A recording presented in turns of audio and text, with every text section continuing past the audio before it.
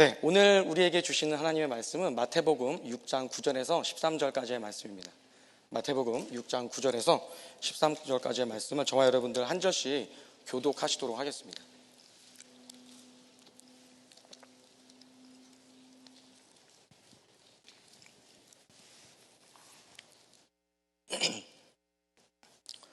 마태복음 6장 9절에서 13절입니다. 제가 먼저 읽습니다. 그러므로 너희는 이렇게 기도하라. 하늘에 계신 우리 아버지여, 이름이 거룩히 여김을 받으시오며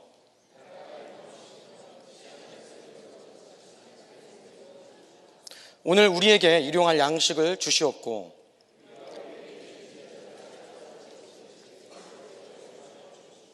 우리를 시험에 들게 하지 마시옵고 다만 악에서 구하시옵소서. 다 같이 읽겠습니다. 나라와 권세와 영광이 아버지께 영원히 싸움나이다. 아멘. 네, 여러분들 요즘 정체성이나 아이덴티티라고 하는 말을 많이 들어보셨을 줄로 믿습니다. 특별히 이제 사회적으로는 동성애라고 하는 문제가 사회적으로 이슈가 되고 있기 때문에 정체성이 무엇인지, 아이덴티티가 무엇인지 그런 부분에 대해서 상당히 고민하게끔 만듭니다. 꼭 동성애의 문제가 아니더라도 우리가 신앙생활을 하다 보면 우리가 믿고 있는 그 신앙의 내용을 어떻게 하면 세상 속에서 살아낼 수 있을까라고 하는 그 질문 앞에서 나의 정체성은 무엇이고 내가 어떤 색깔을 가지고 어떤 생각을 가지고 이 땅을 살아가고 있는가라고 하는 그 질문 때문에도 정체성, 아이덴티티라고 하는 말은 요즘 교회 안팎으로 자주 사용되는 단어입니다. 예전에 제가 사역하던 교회에서 같이 아이들 사역을 함께 섬기던 우리 한 형제님과 얼마 전에 전화 통화를 할 기회가 있었습니다. 이 형제님은 지금 캐나다 밴쿠버에서 약 배를 타고 2시간 정도 들어가면 있는 그 나나이모라고 하는 섬에서 지금 일을 하고 있는데 그곳의 공립학교 이야기를 하면서 이런 이야기를 들려줬습니다. 교사가 방학이 되면 아이들에게 인사를 하는데 이렇게 이야기를 한다고 합니다. 한번 잘 들어보십시오. 세상에는 2개의 성만 존재하는 것이 아니라 수천 개의 성이 있는데 우리가 방학이 끝나고 다시 만날 때 헤어질 때와 다른 성으로 만나게 되더라도 절대 당황하지 말고 반가운 마음으로 서로 환영해 줄 수 있으면 좋겠다. 저는 김씨, 이씨, 박씨 등과 같은 패밀리 네임을 이야기하는 것이 아닙니다. 또 왕이 살고 있는 캐슬, 성을 얘기하고 있는 것이 아닙니다. 바로 젠더 문제죠. 요즘 우리 주변에도 잘 일어나고 있는 이와 같은 성 정체성 문제를 이 캐나다에 있는 공립학교에서는 지금 이렇게 이런 상황까지 이르렀다는 것을 이 형제님과의 통화를 통해서 알 수 있었습니다. 저는 이 공립학교 교사의 이 방학 인사는 성 정체성과 관련된 문제가 얼마나 심각한 상황까지 이르게 됐는지를 단적으로 보여주는 예라고 생각을 합니다. 오늘날은 전통적인 가치가 그냥 무너지다 못해서 쓰레기통에 내팽겨 쳐질 정도로 그렇게 이제 무너진 시대를 살아가고 있습니다. 그래서 창조주가 의도한 본래적 정체성이 무엇인지 심각하게 고민하지 않으면 안 되는 그런 시대를 우리 성도님들과 또 특별히 우리 자녀들이 살아가고 있습니다. 실제적으로 우리가 신앙을 가지고 있을 때에 어떤 신앙 때문에 물리적으로 우리 안에 있는 박해나 억압이나 또 폭력적인 것들은 전혀 없는 시대를 살아가고 있습니다. 그러나 내가 스스로 내가 누구인지, 나를 지으신 분이 누구인지, 나는 삶의 어떤 방향으로 걸어가고 있는지에 대해서 진지하게 고민하지 않으면 안 되는 시대가 오늘날 그리스도인들이 살아가고 있는 삶의 자리인 것입니다. 그렇다면 여러분들께 질문을 드립니다. 이런 시대를 살아가고 있는 그리스도인들은 어떠한 정체성을 지켜야 할까요? 이 이야기를 조금 더 공동체적 관점으로 조금 더 확장을 해서 이러한 시대를 살아가고 있는 우리 교회의 공동체는 어떠한 정체성을 지키며 살아가야 될까요? 더 나아가서 이와 같은 공동체적 지표를 전달해주는 그 이야기, 중요한 그 지표들은 저희가 어디서 찾을 수가 있을까요? 오늘 그 이야기들을 여러분들과 함께 나눠보려고 합니다. 바로 이 부분이 오늘 말씀의 핵심이고 저는 오늘 교회의 정체성에 대해서 여러분들과 말씀을 나눌 예정입니다. 저는 목사님의 자녀들을 보통 PK라고 하죠. 저는 이제 사찰 집사님의 자녀, 그래서 사찰 키즈라고 해서 SK라고 불렸습니다. 저는 초등학교부터 대학생 때까지 그야말로 거의 모든 시간을 교회에서만 지냈습니다. 정말 말 그대로 학교를 제외하고는 교회에서만 시간을 보냈고 교회가 제 삶의 자리였고 교회가 제가 가장 고민을 하는 문제였습니다. 부모님이 교회 관리 집사로 있었기 때문에 저희 집은 교회에서 사택으로 제공한 그 집에서 살았고 그 사택은 교회 벽에 바로 붙어 있었습니다. 그러다 보니까 교회에서 형 누나들이 금요 철야 때 예배를 드리러 오게 되면 먼저 문을 따주고 같이 탁구를 치고 축구를 하고, 또 형 누나들이 다 집으로 돌아가고 나면 문을 잠그는 일들을 했던 것이 바로 제가 했던 일이었습니다. 그러다 보니 교회에서 자라다 보니까 교회의 단점, 장점, 좋은 점, 나쁜 점, 볼 꼴, 못 볼 꼴들을 다 보고 자랄 수 있었습니다. 교회에 대해서 진지하게 고민하고 그 삶의 자리가 조금 더 목회자와는 다르게 한 명의 성도로서, 한 사람의 그리스도인으로서 교회가 무엇인가에 대해서 어릴 때부터 진지하게 고민할 수 있었습니다. 제가 자랐던 모 교회는 매년 봄이면 체육대회를 하곤 했습니다. 근데 한 번은 이 체육대회 말미에 경품 추천을 했는데, 그날은 유독 이 경품으로 추첨된 이 선물들을 이상하게 안수 집사님들, 또 장로님들, 또 권사님들, 이 교회 중직자들이 다 받아가셨습니다. 저는 사실 이제 그날 왠지 그것이 너무나 실망스러워서, 이건 아닌데, 여기 오늘 교회에 나오지 않던 분들도 나왔고, 심지어는 부모님이 교회 다니지 않는 아이들까지도 지금 이 자리에 참석하고 있는데, 어떻게 중직자분들이 좋다고 이렇게 선물을 받아서 저렇게 가실 수 있을까라고 하는 그 진지한 고민 때문에 그 체육대회가 끝나고, 교회 옛날, 여러분들 혹시 프리첼 클럽이라고 아시나요? 한동안 프리첼 클럽이 유행을 했었고, 그 프리첼 클럽, 교회 청년부 클럽에다가 제가 우리 교회는 참된 교회인가 라고 하는 제목으로 글을 썼습니다. 여러분 어떻게 됐을까요? 그때 제가 대학교 1학년이었는데 그 글을 읽은 우리 청년부 담당 목사님이 그 글을 담임 목사님께 보내드리고, 그 글을 읽은 담임 목사님께서 그 주말 토요일에 저를 조용히 부르셨습니다. 어떻게 됐을까요? 제가 아마 담임 목사님께 혼났으면 이 자리에 없었겠죠. 담임 목사님께서 놀랍게도 무슨 말씀을 하셨냐면, 본인도 그렇게 생각하던 차였는데 말을 속 시원하게 해줘서 너무 고맙다라는 이야기를 해주셨던 그런 기억이 있습니다. 저와 여러분들은 이 교회라고 하는 주제로 모인 사람들입니다. 좌우 옆 앞뒤를 보시게 되면 저희들은 외모도 다르고, 가지고 있는 취미도 다르고, 가지고 있는 생각도 다 다릅니다. 경제적인 상황, 교육적인 배경, 모든 것이 다 다릅니다. 그런데 유일하게 똑같은 것이 한 가지 있는데, 그것은 바로 하나님에 대한 믿음과 교회에 대한 태도입니다. 그것이 바로 우리의 공통된 관심사입니다. 모두가 다 다른 이 공간 안에 오늘 우리는 예배를 드리러 모였을 때에 바로 하나님과 교회에 대한 관심 때문에 이 자리에 모여 있다라는 것입니다. 그런데 여러분, 문제는 이것입니다. 우리가 교회라고 하는 공통된 주제를 갖고 있음에도 불구하고 어떤 상황이 직면하고 어떤 일이 벌어졌을 때에 교회에 대해서 이야기하고 생각하는 것은 저마다 다 다릅니다. 그리고 교회에 대한 관심도 있고, 또 저마다 그리는 이상적인 교회상도 있는데, 어떤 문제가 직면했을 때에는 도대체 성경적인 교회가 무엇인지에 대해서 귀 기울여서 듣고, 그 교회에 대해서 우리의 생각과 우리의 마음을, 우리의 초점을 맞춰나가는 일에는 상당히 미숙한 모습을 보일 때가 많이 있다라는 것입니다. 그래서 오늘은 주기도문의 이 말씀을 통해서 이 주님께서 가르쳐 주신 기도 안에 어떤 이 숨겨진 공동체에 대한 이야기가 있는지를 한번 좀 간단하게 살펴보고, 그리고 이 주기도문 기도 바로 앞에 너희는 이라고 하는 말이 있습니다. 그 말의 이야기를 저희가 한번 말씀을 통해서 살펴보도록 하겠습니다.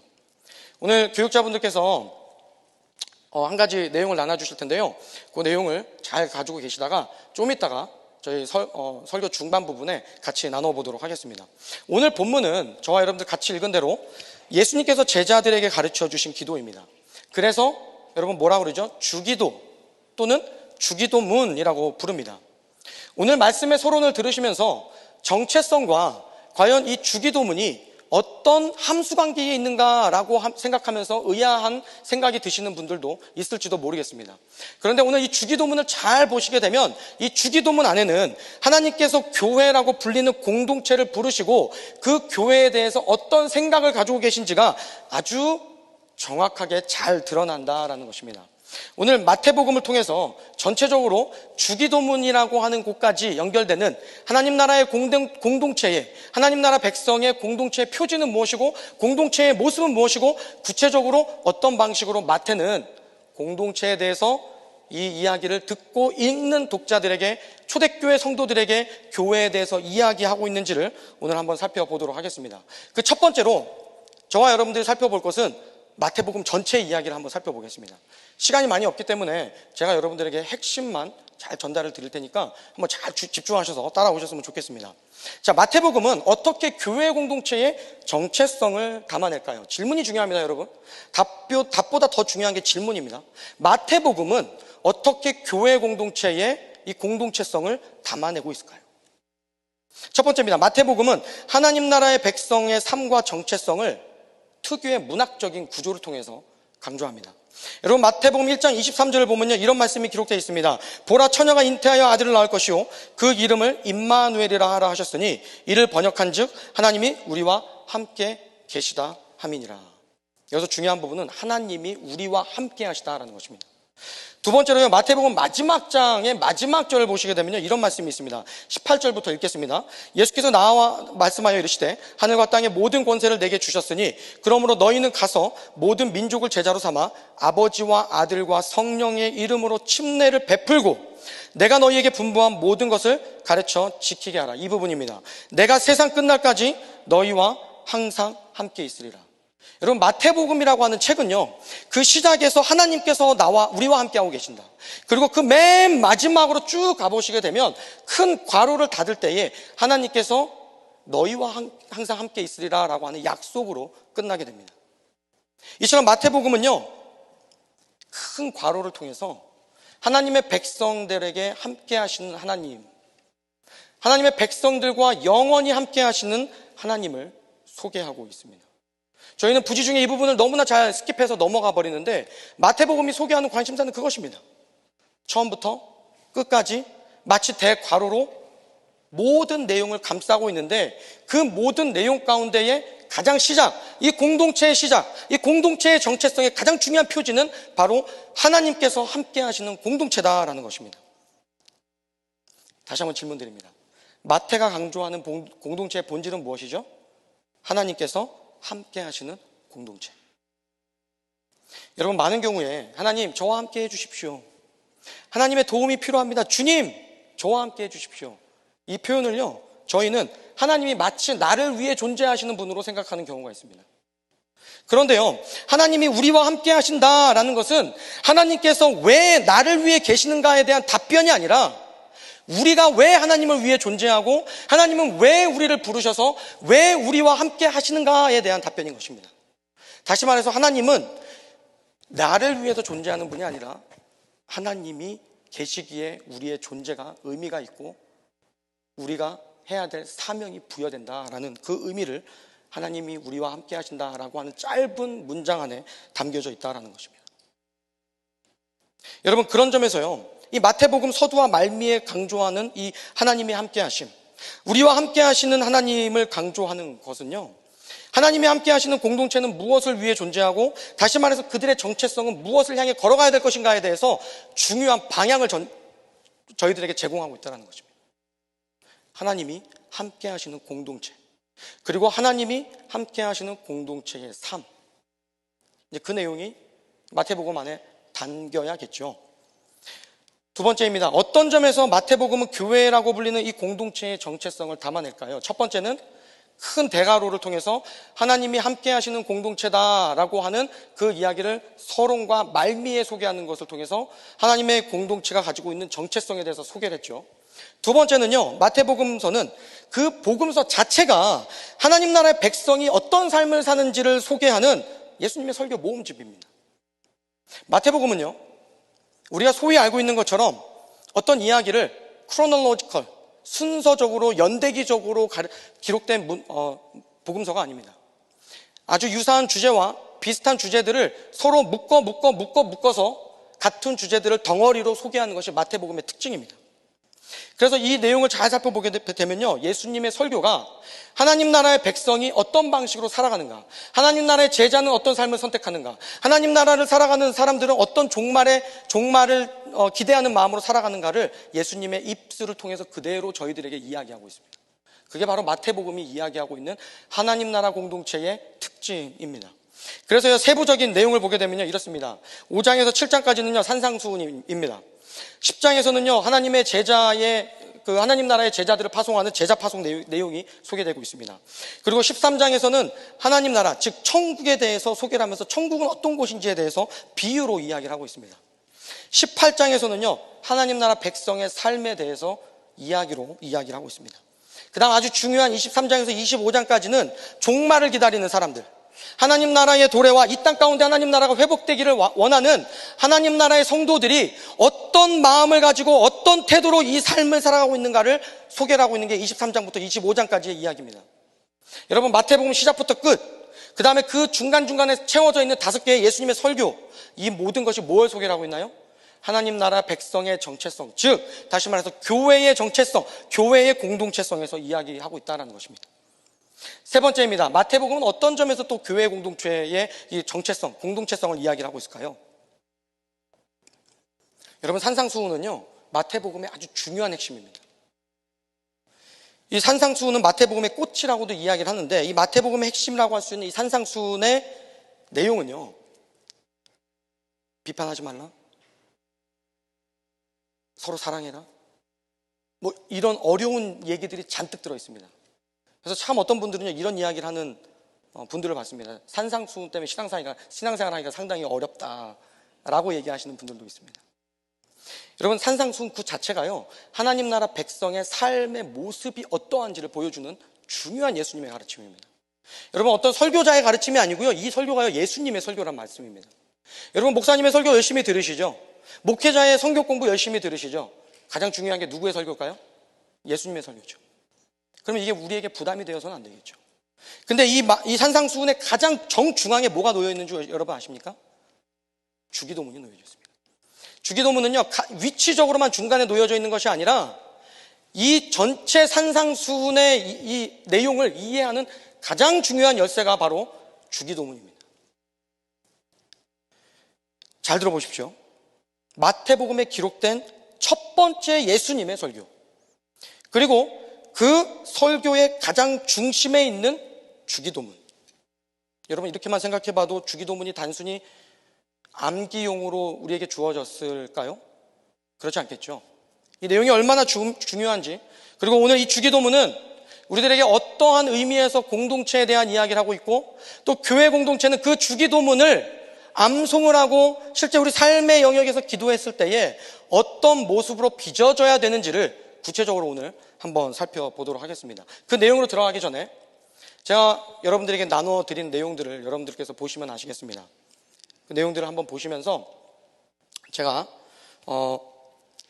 하늘에 계신 우리 아버지여 라고 하는 그 부분을 얘기를 해주시면 제가 이제 그 부분을 좀 더 구체적으로 말씀을 드리도록 하겠습니다.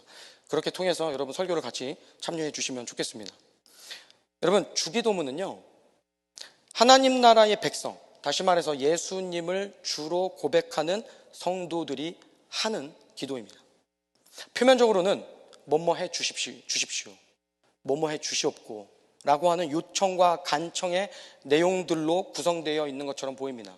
그렇기 때문에 많은 경우에 잠자리에 들어가기 전에 우리 자녀들에게 주기도문은 해야 된다 가르치시는 부모님들도 있고, 저도 예배를 드리기 싫으면 주기도문 하는 걸로 가정 예배를 했으면 좋겠다 우리 어머니에게 그렇게 말씀을 드렸던 그런 아이기도 했습니다.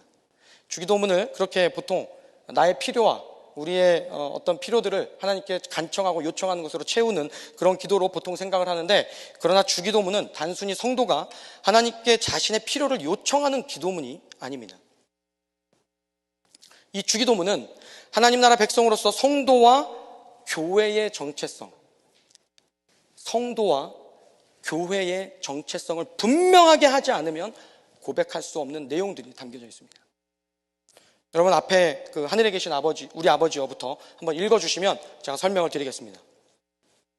시작. 여러분, 교회 공동체는요, 하나님을 아버지로 고백하는 공동체입니다. 모두가 한 아버지의 같은 자녀이기 때문에 교회 안에는 차별이나 지배가 없이 사랑과 존중으로 서로를 섬기며 돕는 가족 공동체입니다. 그것이 바로 하늘에 계신 우리 아버지라고 하는 고백 속에 담겨져 있는 공동체성입니다. 두 번째입니다. 여러분, 교회의 공동체는 그 공동체가 결정하는 모든 의사결정의 과정과 결과를 통해서 하나님의 이름을 영광 돌릴 수 있어야 하며, 그 교회 공동체의 존재 자체만으로도 하나님의 이름을 영광 올리고 하나님의 이름의 명예를 드러내는 예배 공동체여야 합니다. 여러분, 예배라는 것은 저희가 음악과 기도와 말씀이 어우러진 것으로만 생각을 하는데요, 우리가 우리의 삶의 현장 속에서 하나님의 이름을 높이고 하나님의 이름을 영화롭게 하는 것, 그분의 이름을 명예롭게 하는 그 삶 자체가 우리의 예배인 것입니다. 세 번째입니다. 교회 공동체는 예수 그리스도의 초림으로 이미 시작된 하나님 나라를 이 땅 가운데 살아내는 성도들의 삶과 연관되어 있습니다. 그래서 재림 때에 완성되는 하나님의 나라를 소망하는 종말론적 삶을 살아가는 소망 공동체입니다. 그것이 바로 교회 공동체의 진정한 모습입니다. 네 번째입니다. 여러분, 교회 공동체는 개인이나 단체의 사사로운 이익이나 목적을 달성하기 위해 존재하는 종교 집단이 아닙니다. 그러한 목적을 위해서 하나님을 이용하는 종교 집단이 아닙니다. 교회 공동체는 하나님께서 작정하시고 하나님께서 계획하신 뜻에 순종해서 하나님의 뜻을 이루는 하나님의 동역자로 하나님께서 부르신 사역 공동체입니다. 그렇기 때문에 뜻이 하늘에서 이루어진 것 같이 우리의 삶을 통해서, 우리의 사역을 통해서 이 땅에서도 우리 교회 공동체를 통해서 하나님의 뜻이 이루어지기를 소망하는 공동체입니다. 다섯 번째입니다.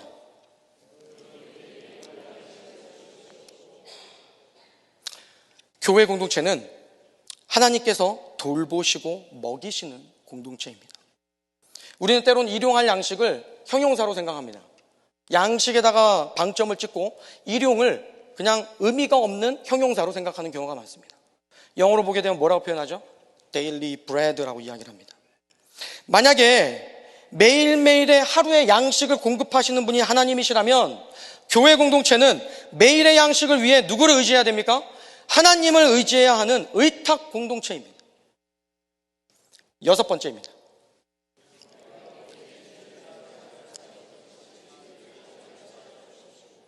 교회 공동체는 용서하고 용서를 구하는 공동체입니다.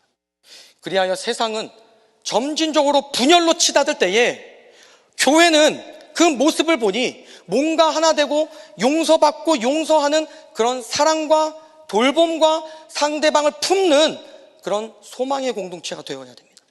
바로 이렇게 깨어진 세상 속에서 교회 공동체는 회복의 모범을 보이는 그런 용서 공동체입니다. 일곱 번째입니다.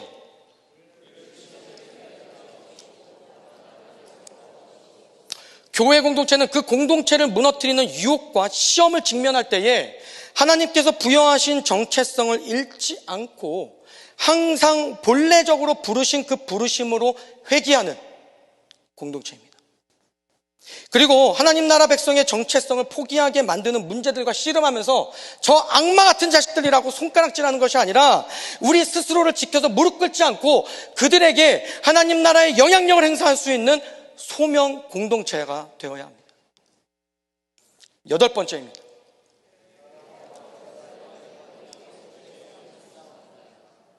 앞에 대개라고 하는 말이 빠져 있습니다. 대개는 큰 크랩을 말하는 게 아니죠. 대개는 왜냐면, 왜 그런가 하면 이라고 하는 뜻입니다. 여러분, 이 문장이 특이하지 않습니까? 이 모든 기도의 끝에 하늘에 계신 우리 아버지여 이름이 거룩히 여김을 받으시오며 나라가 임하옵시며 뜻이 하늘에서 이루어진 것 같이 땅에서도 이루어지이다. 오늘 우리에게 일용할 양식을 주시옵고 우리가 우리에게 죄 지은 자를 사하여 준 것 같이 우리 죄를 용서하여 주시옵고 우리를 시험에 들게 하지 마시옵고 다만 악에서 구하옵소서. 왜냐하면, 이상하지 않습니까? 그 원인이 이 모든 기도를 가능하게 하고 이 기도를 하는 공동체를 빚어가는 원인이 어디 있다라는 거죠? 바로 하나님 나라의 권세와 영광이 아버지께 영원히 있습니다 라고 하는 것처럼 이것이 아버지 하나님, 우리의 아버지 되신 하나님으로 인해서 가능해진다라는 것입니다. 그래서 교회 공동체는 이 모든 기도를 하고 그 기도의 내용이 우리 공동체 안에서 실제적으로 구현될 것을 믿는 주님의 공동체입니다. 왜요? 바로 통치와 능력이 누구에게 속했기 때문입니까? 우리에게 속했기 때문입니까? 하나님께 속했기 때문입니다. 그래서 산상수훈을 읽을 때는요, 그게 내 능력으로 내가 하고자 하는 그런 어떤 열망으로 되는 것이 아닙니다. 이 주기도문의 내용을 여러분 곰곰이 한번 기도를 해보십시오. 이 주기도문의 내용 앞에는요, 이방인들에 대한 기도가 있습니다. 중언부언하지 말라라고 하는 기도가 있습니다. 이 기도 내용을 보면요, 너무나 정확하고 분명한 내용들이 예수님께서 그의 제자들에게 설명을 하고 있습니다. 어떠신가요? 여러분, 이 주기도는 단순한 상징이나 비유나 은유 또는 암송을 위한 기도문이 아닙니다. 이 기도는요, 실제로 내가 속한 이 공동체, 교회가 주의 기도대로 빚어지길 바라는 간절한 소망이 담긴 기도입니다. 그래서 우리가 이 기도를 할 때에 주님, 우리가 기도한 이 기도대로 우리의 공동체를, 내가 속한 이 공동체를, 그리고 나의 모습을 주님께서 빚어주시길 원합니다. 그렇게 만들어주시기를 원합니다. 라고 하는 우리의 마음의 중심이 담겨야 되는 기도입니다. 이게 바로 주님께서 우리에게 알려주신 주기도문의 아주 중요한 요소입니다. 여러분, 아멘이십니까? 여러분, 그런데요, 이 기도문의 시작이 너무나 인상적입니다. 이 기도문의 시작을 보면 9절입니다. 이렇게 이야기를 합니다. 9절을 같이 읽도록 하겠습니다. 앞에 부분만 있습니다. 시작. 그러므로 너희는 이렇게 기도하라. 이게 뭐가 신기할까요? 여러분, 이 말씀은요, 그러므로 너희는 이렇게 기도하라 라고 하는 것은 헬라어에서 한글로 번역된 번역체죠. 이 문장을 헬라어 순서대로 그대로 살펴보면요, 이와 같이 그러므로 기도하라 너희는, 이런 순서대로 되어 있습니다. 여러분, 헬라어는요, 그 특성상 가장 중요한 것이 앞에 나옵니다. 그럼 가장 중요한 게 뭐죠? 이와 같이 기도하라 라는 겁니다. 그리고 특별히 이 문장은요, 명령형입니다. 그렇기 때문에 너희는 이라고 하는 말이 있어도 그만, 없어도 그만입니다. 그런데 헬라어 맨 마지막에 너희는 이라고 하는 말을 굳이 포함시켰습니다. 없어도 그만, 있어도 그만인 너희는이기 때문에 영어 어떤 번역들에서는 굳이 그 번역을 하지 않습니다. Pray like this, 이렇게 이야기를 합니다. 그러면 도대체 왜 너희는 이라고 하는 표현이 여기에 들어갔을까요? 있어도 좋고 없어도 좋은 그 너희는, 아마도 마태는 예수님의 기도를 기억하고 적으면서 이 기도가 가지고 있는 능력과, 그리고 이 기도를 하는 그 주체자들, 기도를 하는 그 사람들이 누구인지를 분명하게 그 신분에 대해서 더 이야기를 해주고 싶었던 것 같습니다. 5장을 보게 되면요, 이 기도를 듣고 있는, 산상수훈 전체 내용을 듣고 있는 사람들이 누구인지가 분명하게 나타납니다. 5장 1절을 제가 읽어드리겠습니다. 예수께서 무리를 보시고 산에 올라가 앉으시니 제자들이 나아온지라. 무리들과 제자들, 이 사람들에게 산상수훈의 내용을 가르치시고 계시고, 그리고 너희는 이렇게 기도하라 라고 얘기할 때에 그 기도를 이렇게 해야 되는 사람들은 바로 그 무리들과 그 속에 속한 특별한 하나님의 제자들, 예수 그리스도의 제자들이 있었다라는 것입니다. 여러분, 특별히 구약의 성경을 살펴보게 되면요, 특별한 목적을 위해 부른 이스라엘 공동체가 어떻게 살아가야 되는지에 대해서 하나님께서 모세를 통해서 이스라엘 백성들에게 분명한 지침을 준 너희는들이 몇 군데 나오는 곳이 있습니다. 레위기 18장 1절에서 4절 말씀을 저희가 같이 한번 읽어보겠습니다. 같이 읽습니다. 시작. 여호와께서 모세에게 말씀하여 이르시되 너는 이스라엘 자손에게 말하여 이르라. 나는 여호와 너희 하나님이니라. 너희는 내가 너희를 인도할 가나안 땅의 풍속과 규례도 행하지 말고 너희는 내 법도를 따르며 내 규례를 지켜 그대로 행하라. 나는 너희의 하나님 여호와니라. 여기 뭐라고 기록을 하고 있죠? 너희는 무엇을 따르지 말라고요? 애굽 땅의 풍속과 가나안 땅의 풍속과 규례를 따르지 말고 너희는 하나님의 법도와 규례를 지켜 그대로 행하라 라고 이스라엘 공동체에게 하나님께서 직접 공동체의 정체성을 부여하고 있습니다. 오늘 예수님께서, 하나님께서 성육하신 몸으로 이 땅에 내려오신 그 예수님께서 제자들을 부르시고 너희는 이렇게 기도하라 라고 했다면 그 너희는 어떠한 공동체적 지표를 가지고 정체성을 가지고 살아가야 될까요?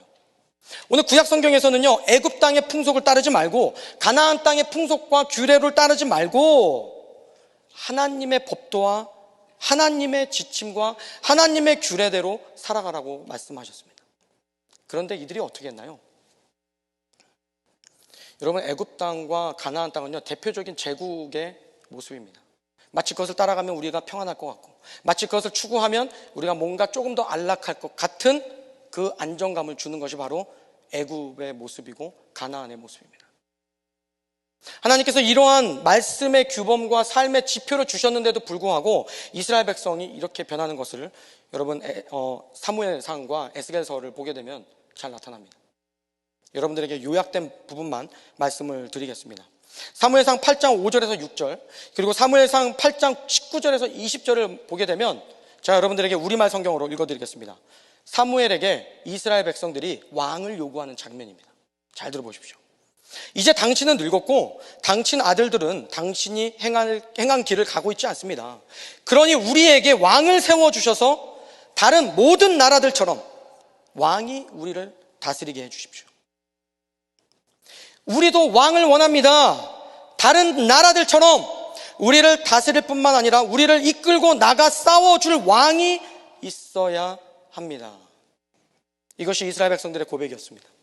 이것이 이스라엘 백성이 하나님이 버젓이 살아계시고 하나님이 분명히 통치하고 계신데도 불구하고 하나님의 통치를 원하지 않고 인간 왕을 원했던 이스라엘의 모습이었습니다. 여러분, 다른 나라들처럼이라는 말에는요, 번영과 성공을 향한 인간의 추악한 욕망이 담겨져 있는 것입니다. 여러분, 왕이 필요하다는 요청은요, 그럴듯하고 합리적인 요청입니다. 왜요? 군대를 지휘하고 통솔할 지도자가 필요했기 때문이죠. 그러나 그 이면에는요, 하나님의 백성이 하나님의 통치를 벗어나서 제국이 주는 편안과 제국이 주는 쾌락과 제국이 주는 번영을 추구하며 나의 사적 욕망을 이루려는 그 불신앙이 그 이면에 깔려 있기 때문에 이런 요청을 하나님께 했다라는 것입니다. 이것이 바로 다른 나라들처럼, 다른 민족들처럼이라는 말에 담겨진 이스라엘 백성의 거짓된 신앙 고백이었습니다. 그렇다면 다른 나라들처럼을 오늘날 21세기 교회의 상황에서 어떻게 이해해야 될까요? 오늘날 세상에는 많은 교회들이 있습니다. 그 중에는 건강한 교회도 있지만 그 중에는 세상의 가치와 번영에 빠져 몸살을 앓고 있는 교회들도 있습니다. 이미 교회 속에 세속적 가치가 들어와서 하나님의 자리를 대체하고 세속적 가치가 그 자리에 앉아있다라고 하는 지적의 소리가 여기저기서 터져 나오고 있습니다. 우리가 외면한다고 해도 그것은 외면할 수 없는 사실입니다. 만약 21세기 한국교회가 너희는 이라고 부르신 하나님의 부르심을 잘 이해했다면, 주기도문을 통해서 교회의 본질을 지키기 위해 끊임없이 말씀이라는 본질로 돌아가고 회개하고 있다면 지금 저희의 모습은 어떠한 모습일까요? 여러분, 세속적 가치를 추구하는 다른 이 세속화된 공동체를 흉내내지 말고 우리가 추구할 것은 우리 한국교회에, 우리 이민교회에, 그리고 우리 뉴송 교회에 하나님께서 부여하신 그 고유하고 그 유니크한 그 부르심을 쫓아가야 할 줄로 믿습니다. 우리는 이 주기도문의 너희는을 읽을 때에 부름받은 공동체의 본질과 우리의 중심이 어디에 놓여 있는지를 한번 진지하게 고민해 봐야 됩니다. 우리가 이 주기도문에 나와 있는 너희는을 읽을 때에 우리는 여전히 매일매일의 일상을 애굽과 가나안이라고 하는 대제국에 땅에 발을 디디고 살아가는 순례자로서 어떻게 하면 하나님의 말씀을 지키며 그 공동체성을 일상의 삶 가운데서 나 혼자만이 아닌 다른 사람들과 함께 연합해서 같이 지키며 살아갈 수 있을지를 진지하게 성찰하고 고민할 수 있어야 됩니다. 그것이 바로 굳이 없어도 되는 너희는이라고 하는 말이 오늘 이 주기도문의 시작과 함께 울려 퍼지는 내용이라고 오늘 이 설교자는 제 나름의 묵상을 한번 해보았습니다. 여러분, 말씀을 좀 정리하겠습니다. 뉴송교회는 다음 단계를 준비하고 있죠. 새로운 목사님을 모시고 또 새로운 시즌을 준비하고 있습니다. 여러분, 이런 상황에서 저마다 생각하는 교회상이 여기저기서 터져 나오기 마련입니다.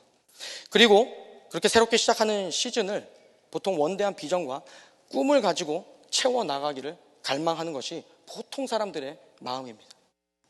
바로 이스라엘은요, 이 지점에서 하나님의 통치를 거부하고 다른 나라들처럼 이렇게 욕망을 쫓아갔습니다. 저는 여러분 이렇게 믿습니다. 이건 저의 생각입니다. 우리가 마주하고 있는 지금 이 시기는 원대한 꿈과 비전을 세워야 하는 시기가 아니라 현재 우리가 지난 걸어온 이 모든 시간들을 살펴볼 때에 앞으로의 방향을 잘 걸어가기 위해서 우리의 과거를 재점검해야 되는 시기라고 저는 생각을 합니다. 여러분, 이번에 컴패션이라고 하는 단체가 70주년을 맞아서 원래 100주년에 오픈하려고 했던 타임캡슐을 오픈을 했습니다. 이 타임캡슐에는요 2052년에 컴패션 리더들에게 보내는 2002년에 컴패션 대표인 웨스 스태포드라고 하는 사람의 편지가 담겨져 있습니다. 이 편지의 번역을 저희 아내가 맡게 되면서 아직 공개되지 않은 편지의 내용을 제가 먼저 읽어볼 수 있었고, 여기에 아주 인상적인 내용이 있어서 여러분들과 함께 나누기 위해서 가져와 봤습니다. 한번 들어보시면 좋겠습니다. 제가 여러분께 보내는 메시지의 핵심은 하나님의 은혜로 우리는 변함없이 이 일에 매진하고 있으며 여러분도 그렇게 하시기를 우리가 기도하고 있다는 것입니다. 2002년의 리더가 2052년의 리더들에게 보내는 것입니다. 제가 오늘 컴패션에 있는 우리 모두에게 전하고자 하는 것은 이것입니다. 컴패션 사역은 하나님을 향한 마음과 아이들을 예수께로 데려오는 헌신의 마음을 잃지 않는 것이 가장 중요합니다. 잘하는 것으로는 충분하지 않습니다. 사람이 만일 온 천하를 얻고도 제 목숨을 잃으면 무엇이 유익하리요? 하나님께서는 육신과 영혼을 모두 돌보라고 우리를 부르셨습니다. 우리 중 어떤 분들은 그분의 소명을 성취하기 위해 이 적대적인 세상에서 목숨까지 걸었습니다. 만약 여러분께서 컴패션의 이 핵심 가치에서 멀어져 있다면 여러분의 마음을 돌아보시고 이 사역을 하늘에 계신 하나님의 사랑의 품으로 돌려보내시기를 강권합니다. 만약 여러분께서 신실하게 이 사역에 매진하고 계시다면 우리 역시 여러분을 축복하고 또 우리에게 힘주시는 전능하신 하나님께 감사함으로 기뻐하며 찬양한다는 것에 확신을 가지시기를 부탁드립니다. 컴패션에서 2052년에 열어야 할 이 타임캡슐을 연 이유가 무엇인지를 그 담당자에게 한번 물어봤습니다. 담당자의 답변은 이렇습니다. 올해가 컴패션 사역이 한국의 전쟁 고아를 돕기 위해 시작된 지 벌써 70년이 되는 해입니다. 지금까지 우리가 본래 목적대로 잘 가고 있는지 서로를 다시 한번 돌아보고 다른 방향으로 앞으로의 30년이 빗나가는 것을 방지하기 위해 일종의 건강검진 차원에서 타임캡슐을 30년 일찍 열게 되었습니다. 이 편지를 읽고 번역된 원고를 나중에 타임캡슐에 다시 넣어서 30년 뒤에 다시 열 계획입니다. 여러분, 지금 저희는 새로운 시즌을 맞이하고 있습니다. 교회의 본질을 조금이라도 더 살펴보고 혹여라도 우리가 교회의 본래적 기능으로부터 오늘 읽었던 주기도문에 나와 있는 여러 가지 공동체적 요소로부터 멀어진 것은 없는지 다시 한번 우리의 마음과 생각을 점검하며 하나님께서 우리에게 부여하신 정체성이 무엇인지를 여러분 삶의 자리에서 여러분이 만나는 사람들 가운데 여러분들이 처하는 그 삶의 장소에서 고민하시는 저와 여러분 되시기를 주님의 이름으로 부탁을 드립니다.